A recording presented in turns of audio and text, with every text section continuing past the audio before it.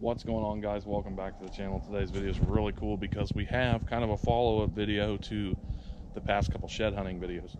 Unfortunately, we did not find very many whitetail sheds, but we did find some dead deer antlers slash whitetail heads, as you can see right there.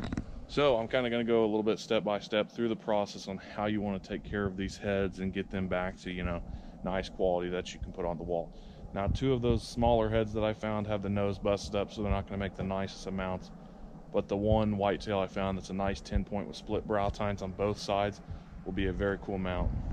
So the first step to this process is you're going to want to get you a propane tank and a turkey fryer or a fish fryer. As you see here, you're going to want to get a good amount of gas in there because you're going to need to boil these deer heads for probably 20, 30, 40 minutes, whatever you feel.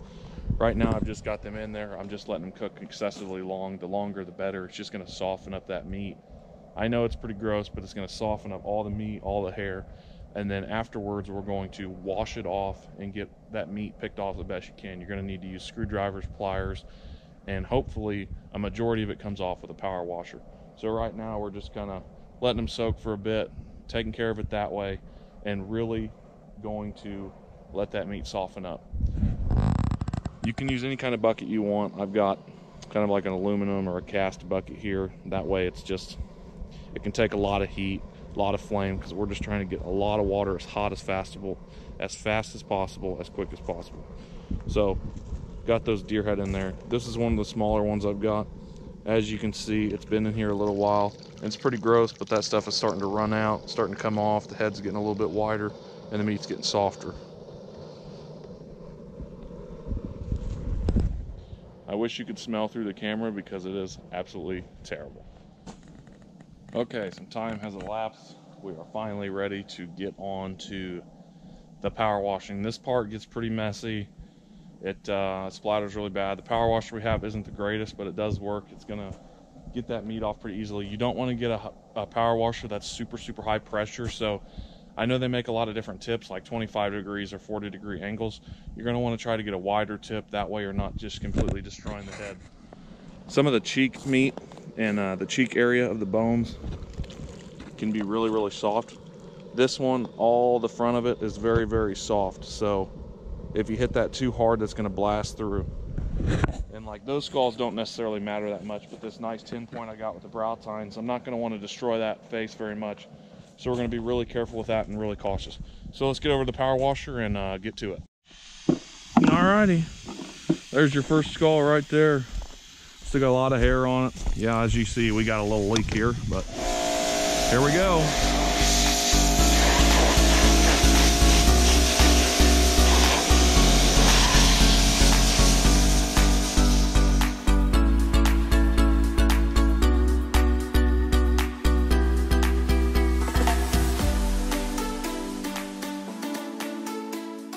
Unfortunately, it's not always as easy as it looks. Right now, we've got back in the boiling water. We're going to let them go a little bit longer. They weren't ready. And then I'm working on one right now. This is one of the smaller ones. It's a little more ready. So I'm going to start pulling off some hair with a razor knife and some needle nose pliers. And then once we get through some of that process, we're going to go back to the power wash. It's kind of a little bit of a process, a little bit of pulling some stuff off, a little bit of power washing, cleaning it up, and then back and forth, and then eventually it'll look good. Number 1 has been completed. Now we're going to move on to number 2. And this one's not looking too bad. I think it shouldn't take too long. And then we're moving on to the big boy that's going to take a very long time. Welcome back last night. Ended up the night really quick, wrapping everything up, going home. But this is day 2. We're going to do a little more power washing. Get back on that skull head, try to get a lot more of that fat off. I've also got the torch out here because we're going to burn a little bit of the hair as well. And hopefully we can get it wrapped up tonight.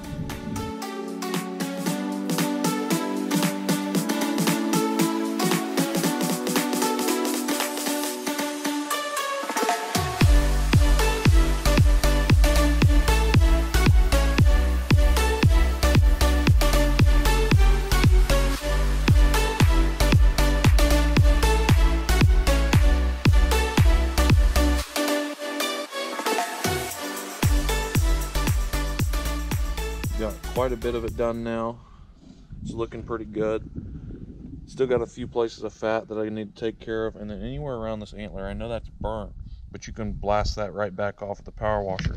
But some of this fat that's kind of hard to address, you're going to want to try to torch it, and you can kind of see there versus there. That side's been torched and that side hasn't, and it can show you the difference. And you want to clean it up. You don't want to get too much. That's a little heavy there on the torch, but burning that fat off, and then all the way around this antler up here, you'll see some hair stuck in there every now and then. And all this hair right here, whenever you torch it, it just comes right off. It'll shrivel up and be gone. Most of that on there has been pulled off, but starting to come together really nicely.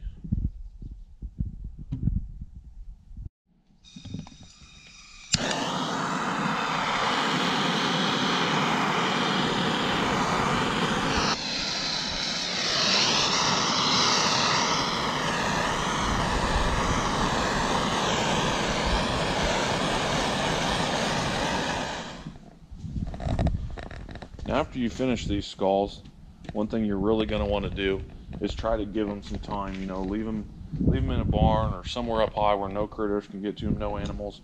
But then give them some time for any of that fat that you missed to kind of dry up, solidify, dry out, and then eventually be gone. But here's what we got. I hope you guys enjoyed that video. Thanks for watching, everybody. Subscribe to the channel, and here you go. This is what the final product looks like.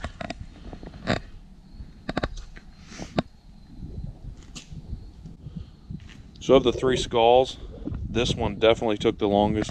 I can understand why people use the beetles. Beetles make it much easier. They work really fast.